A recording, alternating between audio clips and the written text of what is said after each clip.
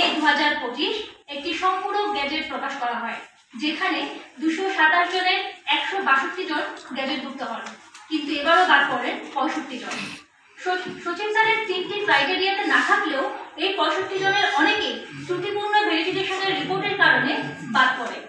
সাংবাদিক বন্ধুগণ, জুলাই বিপ্লব পরবর্তী সময়ে যে বৈষম্যমুক্ত বাংলাদেশের কথা আমরা শুনে এসেছি, একই বিসিএসে এই প্রথম 227 পরে 65 জনকে বাদ রেখে সেই বৈষম্যমুক্ত বাংলাদেশকে আমরা দেখতে পাচ্ছি না। অন্তর্বর্তীকালীন সরকারের মাননীয় প্রধান উপদেষ্টা মহোদয় বলেছিলেন, বাংলাদেশে জন্মগ্রহণ করা মাত্রই সকলের পাসপোর্ট প্রাপ্তির অধিকার জন্মায়। উনি পাসপোর্ট গ্রহণে পুলিশ ভেরিফিকেশন বন্ধ করেছেন। তাহলে এতদিনের পরিশ্রম শেষে একটা সরকারি চাকরিতে প্রবেশের জন্য কেন এত ধাপে ভেরিফিকেশনে কারো শোনা কথা বা অনুমানের জন্য এতগুলো মানুষ, এতগুলো পরিবার কষ্ট পাবে? সিভিল সার্ভিসকে বলা হয় একটি দেশের স্টিল ফ্রেম, যা রাষ্ট্রের প্রশাসন ব্যবস্থার মেরুদণ্ড শুরু। কল্যাণ রাষ্ট্রে সিভিল সার্ভিস হয়ে থাকে জনমুখী, মেধাভিত্তিক ও অরাজনৈতিক। বিগত 40তম বিসিএস থেকে বাংলাদেশের শতভাগ মেধার ভিত্তিতে কোটামুক্তভাবে সিভিল সার্ভিসে নিয়োগ হয়ে আসছে। দীর্ঘ সময়ের অধ্যবসায় শেষে মেধার ভিত্তিতে একজন প্রার্থী যখন বিসিএস ক্যাডার হিসেবে মনোনীত হয়, তার ভেরিফিকেশন প্রক্রিয়া হওয়া উচিত ছিল নির্দিষ্ট বিধি বা নীতিমালা অনুযায়ী।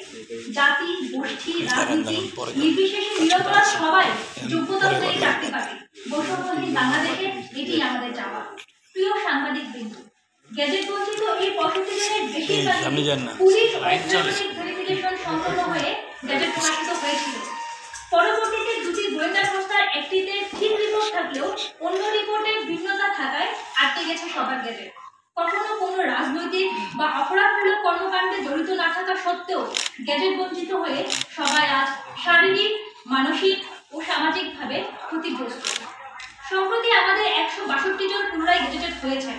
আমরাও আজ আপনাদের মাধ্যমে সংশ্লিষ্ট কর্তৃপক্ষের কাছে আশাবাদ ব্যক্ত করি, কর্তৃপক্ষ আমাদের বিষয়টি মানবিকভাবে বিবেচনা করবে এবং সিনিয়র সচিব স্যারের প্রতিশ্রুতি অনুযায়ী ডিসি ভেরিফিকেশন তথা প্রশাসনিক ভেরিফিকেশনের মাধ্যমে পুনরায় আমাদের গেজেটভুক্ত করে প্রজাতন্ত্রের কর্মে যোগদানের ব্যবস্থা করবে। ধন্যবাদ সবাই।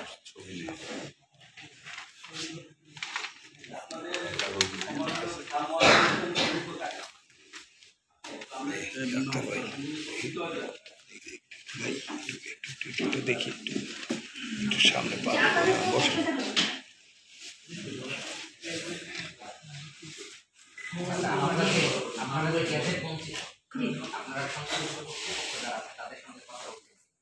জি, আমরা তো প্রথমবার যখন আমাদেরকে গেজেট বঞ্চিত করা হয়, সেই প্রথম যখন 227 জন বাদ পড়ে, তখন থেকে আমরা জনপ্রশাসন মন্ত্রণালয়ের সবার সাথে কথা বলেছি এবং সব কিছু থেকে আমরা পজিটিভলি অ্যাপ্রোচ করার চেষ্টা করছি যে আমাদেরকে যেন পুনরায় ভেরিফিকেশনের মাধ্যমে গেজেটভুক্ত করা হয়। তো তারই পরিপ্রেক্ষিতে গত 20 মে একটি সম্পূর্ণ গেজেট প্রকাশিত হয়, কিন্তু সেখানেও আমাদের 65 জন বাদ পড়ে। আমাদের এই নিরপরাধ 65 জনকে বাদ দেওয়ার কারণ আমাদের অবগত করা হয়নি। পরবর্তীতে আমরা জনপ্রশাসন মন্ত্রণালয়ে যোগাযোগ করার চেষ্টা করেছি, আমরা সিনিয়র সচিব স্যারের সাথে দেখা করার চেষ্টা করেছি, কিন্তু স্যার আমাদেরকে সময় দেননি বা